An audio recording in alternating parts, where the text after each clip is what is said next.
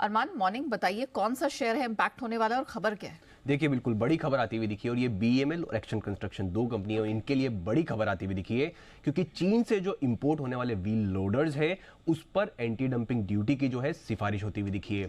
अब जो ड्यूटी है वो इतनी बड़ी है, लगभग 18.8% से 82% के आसपास की जो है वो ड्यूटी लगाने की सिफारिश होती हुई दिखी है। उसके चलते अगर आपको दिखेगा इन सारे स्टॉक्स की बात करें जिसमें बीएमएल, जिसमें कंपनी की जो माइनिंग और कंस्ट्रक्शन कारोबार से लगभग 50% के आए हैं और इनकी प्रोडक्ट लिस्ट अगर आप देखेंगे उसमें आपको wheel loaders, bulldozers, wheel dozers, ये सारे नाम आते हुए दिखेंगे। और एक्शन कंस्ट्रक्शन जो देश में अगर आप देखें कि अगर आप मोबाइल क्रेन सेगमेंट में कंपनी का लगभग 63% के आसपास का मार्केट शेयर है और अगर आप पिक एंड कैरी में देखेंगे तो दुनिया की सबसे बड़ी कंपनी है। तो इन दोनों पर आपको फोकस रखना है क्योंकि एंटी डंपिंग ड्यूटी की जो है बड़ी एंटी डंपिंग ड्यूटी की यहां पे सिफारिश होती हुई दिखी है व्हील लोडर्स के ऊपर।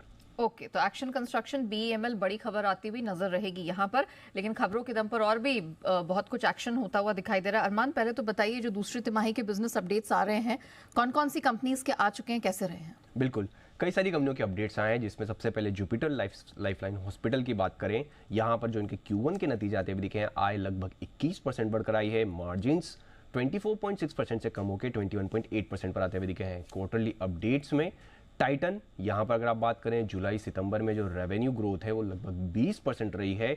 ज्वेलरी सेगमेंट की बात करें तो 19% सेल्स ग्रोथ जो है वहाँ पर आती हुई दिखी है।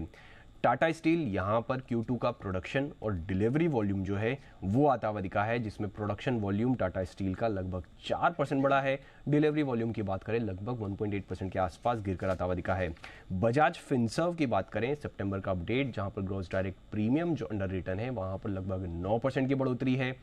टाटा स्टील लॉन्ग प्रोडक्ट्स, यहाँ पर जो डायरेक्ट रेड्यूस्ड आयरन है वहाँ पर आपको दिखेगा लगभग जो प्रोडक्शन वॉल्यूम्स है प्रोविजनल लगभग 37% के आसपास की आपको गिरावट आती हुई दिखेगी।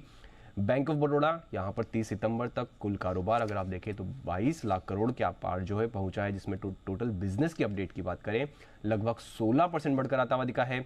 Metropolis health care core business revenue इनका 13% बढ़कर आता हुआ दिखा है।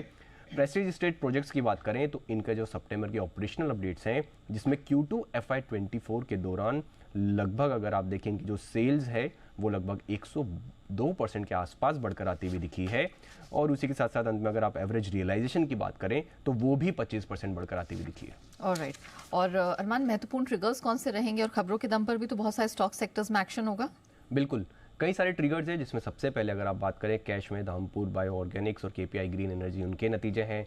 Option contract for WTI crude oil और नेचुरल गैस वो NSE और BSE पे इंट्रोड्यूस किए जाएंगे।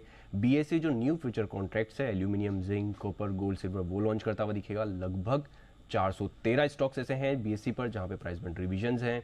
ग्लेनमार्क लाइफ साइंसेज, यहाँ पर बोर्ड बैठक में अगर आप देखें बोर्ड मीटिंग है यहाँ पर जो इंटरम डिविडेंड को कंसिडर करने के लिए, और कई सारे लॉक इन ओपनिंग्स होने वाले हैं जिसमें सेंको गोल्ड, वेरांडा लर्निंग और मजगांव डॉक जैसी कंपनियां जिन पे जो लॉक इन्स हैं वो खुलते हुए दिखेंगे। एक्स डेट में सिगाची इंडस्ट्रीज जहाँ पे स्टॉक स्प्लिट है ₹10 to ₹1 का।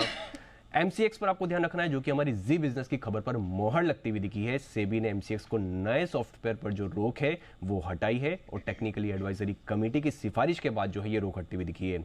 TCS 11 अक्टूबर को बोर्ड बैठक में बायबैक के प्रस्ताव पर विचार किया जाएगा। बायोकॉन, कनाडा की जूनी फार्मास्यूटिकल के साथ उन्होंने करार किया है। उसी के साथ साथ केन्स टेक्नोलॉजी की बात करें, तेलंगाना में OST8 compound semiconductor manufacturing facility जो है वो लगाएंगे। IDFC फर्स्ट बैंक, यहाँ पर बोर्ड से लगभग 33 करोड़ शेयर्स जो हैं वो जारी करने को मंजूरी मिलती हुई दिखी है। QIP का इश्यू प्राइस जो है वो 90.25 का तय किया गया है। लीकर स्टॉक्स और शुगर स्टॉक्स, यहाँ पर आपको फोकस रखना है क्योंकि मोलासिस पर GST 28% से 5% कर दिया गया है। सोलर इंडस्ट्रीज की बात करें तो कंपनी को कोल इंडिया से लगभग 1853 करोड़ का ऑर्डर मिलता हुआ दिखा है।